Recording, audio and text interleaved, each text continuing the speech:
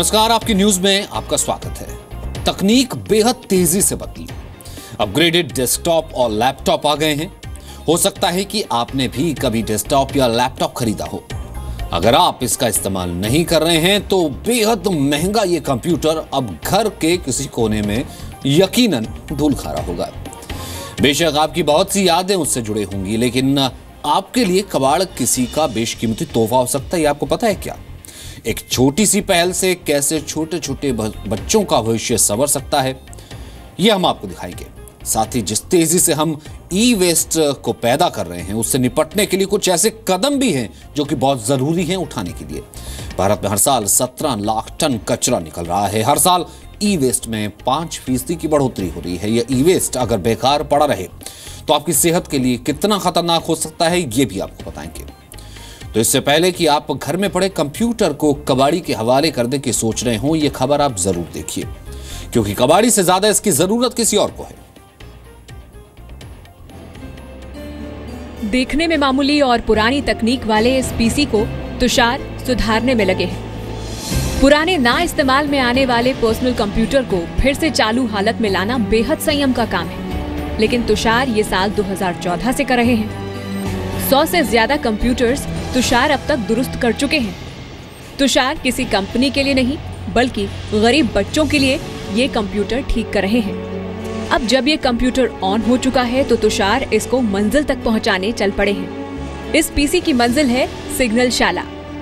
आपने अक्सर traffic signal पर बच्चों को भीख मांगते या सामान बेचते देखा होगा, लेकिन इस ट्रैफिक सिग्नल पर बच्चे पढ़ते हैं। इस स्कूल में पढ़ाई बिल्कुल आधुनिक तरीके से कराई जाती है। बच्चों को ऑडियो विजुअल के जरिए न सिर्फ पढ़ाया जाता है, बल्कि इस स्कूल की अपनी एक लाइब्रेरी भी है। 7वीं क्लास तक चलने वाले स्कूल का नाम है सिग्नल शाला। तुषार यहीं पर पीसी इन बच्चों को पढ़ने के लिए गिफ्ट करने वाले हैं। महाराष्ट्र के अंदर जो भी पीसी डोनेट हुए 99% हमने ज़िला परिषद के स्कूल्स को दिए हैं। ये स्कूल्स में बेसिकली आदिवासी कम्युनिटी के बच्चे लोग, गरीब जो बच्चे लोग रहते हैं, वो मोस्ट ऑफ ऑल ये सीखते हैं। मुंबई के पास कलवा में रहने वाले तुषार जाधव ने लोगों को कंप्यूटर डोनेशन के लिए जागरूक करने के लिए एक वेबसाइट भी बनाई है। इस वेबसाइट की मदद से लोग अपने घर में रखे हुए खराब और पुराने कंप्यूटर को किसी जरूरतमंद को डोनेट कर सकते हैं। तुषार डोनर के घर से कंप्यूटर को लेकर अपने खर्च पर ठीक करवाते हैं, फिर इसे जिला परिषद स्कूलों में जरूरतमंद छात्रों तक पहुंचाते हैं। इससे गरीब बच्चों को भी मॉडर्न टेक्नोलॉजी से रूबरू होने का मौका मिलता है। काफ़ी अच्छा लगता है कि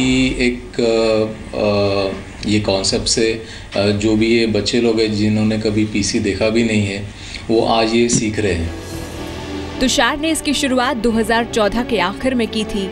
अब तक वो लगभग 100 से ज्यादा कंप्यूटर्स डोनेट कर चुके हैं। इनका ये काम सिर्फ मुंबई या महाराष्ट्र तक ही सीमित नहीं है, बल्कि ये देश के कई और शहरों में जैसे बेंगलुरु, हैदराबाद, जम्मू कश्मीर में भी कंप्यूटर्स डोनेट कर चुके हैं। तुषार सर ने यहाँ पे कंप्यूटर डोनेट किया। इसके हमारे लिए इसका यही उपयोग है कि ये बच्चे पेशेंस बहुत कम रखते थे पहले, मतलब 1 घंटा भी इनको बैठना नहीं होता था। कंप्यूटर स्टार्ट कैसे करना है, उसमें फिर स्टार्ट करने के बाद और क्या क्या कर सकते हैं हम, जैसे कि अभी पेंट करना सीख रहा हूँ, बाद में वर्ड पैड मतलब चिट्ठी लिखना, पत्र लिखना और किसी को संदेश पहुँचाना, ऐसा भी सीखने मिलता है। तुषार की इस पहल से देश के कई ग्रामीण इलाकों में रहने वाले गरीब बच्चे कंप्यूटर की मदद से पढ़ लिखकर सक्षम बनेंगे। जब ये बच्चे भी तकनीक सीखेंगे और समझेंगे, तभी तो हम इंडिया को सही मायने में डिजिटल कह पाएंगे। ब्यूरो रिपोर्ट, जी मीडिया।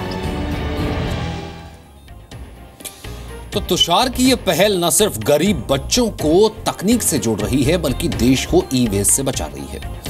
आमतौर पर सामान्य कचरे और इलेक्ट्रॉनिक कचरे में फर्क नहीं किया जा रहा है। इस वजह से इलेक्ट्रॉनिक वेस्ट को अब भी लोग कबाड़ी के हाथों में बेच देते हैं या फिर खुद ही उसे कूड़े के ढेर में फेंक देते हैं। यूनाइटेड नेशंस की एक रिपोर्ट के मुताबिक भारत दुनिया भर में 5वां सबसे बड़ा इलेक्ट्रॉनिक वेस्ट का उत्पादक है। प्रिंटेड सर्किट बोर्ड से निकलने वाले जहर से किडनी और लीवर की बीमारी हो सकती है, सिर में दर्द की बीमारी हो सकती है। मदरबोर्ड से निकलने वाले रसायन से फेफड़ों और त्वचा का रोग हो सकता है। कैथोड ट्यूब से निकलने वाले लेड ऑक्साइड से दिल, लीवर, मांसपेशियों की बीमारियां हो सकती हैं। स्विच से फ्लैट मॉनिटर से निकलने वाले मर्करी केमिकल से दिमाग और अजन्मे बच्चों पर बहुत बुरा असर पड़ता है। कंप्यूटर बैटरी से निकलने वाले कैडमियम से किडनी और लीवर का रोग होता है। देश में ई वेस्ट उत्पादक राज्यों में महाराष्ट्र अव्वल है। 2014 की एसोचैम की स्टडी के मुताबिक मुंबई देश की ई वेस्ट कैपिटल है। मुंबई में करीब 1 लाख मीट्रिक टन ई वेस्ट जनरेट होता है। आगे बढ़ते हैं। अपने सपने पर अगर आपको खुद यकीन है तो आपकी मेहनत रंग जरूर लाती है। रेवाड़ी के नरेश कुमार ने 10 साल की कड़ी मेहनत के बाद वो कर दिखाया है जो बड़ी बड़ी ऑटोमोबाइल कंपनियां नहीं कर पाए। नरेश ने अपने हुनर और काबिलियत के दम पर 6 स्ट्रोक इंजन बनाया है। क्या है इसके फायदे और कैसे 10 साल नरेश ने हिम्मत नहीं हारी, आपको दिखाते हैं।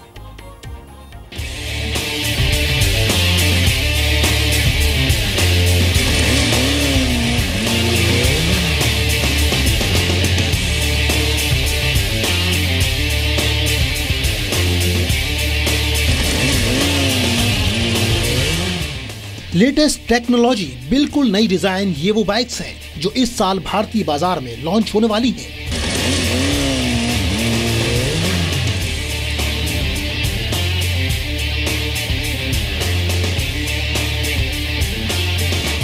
देश में सुपर बाइक्स का क्रेज जबरदस्त तरीके से बढ़ा और उतनी ही तेजी से बढ़ी है इन सुपर बाइक्स की डिमांड भी।